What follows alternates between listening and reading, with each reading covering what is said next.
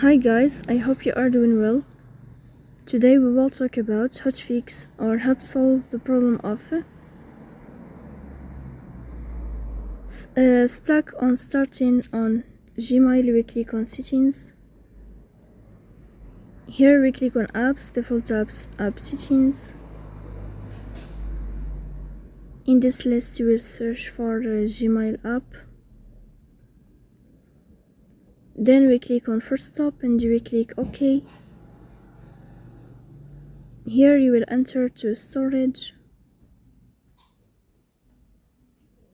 Then we click on clear cache. In the end you will turn off your phone and you will wait a moment to restart your phone again to fix that problem. So please don't forget to support us by like and subscribe. See you next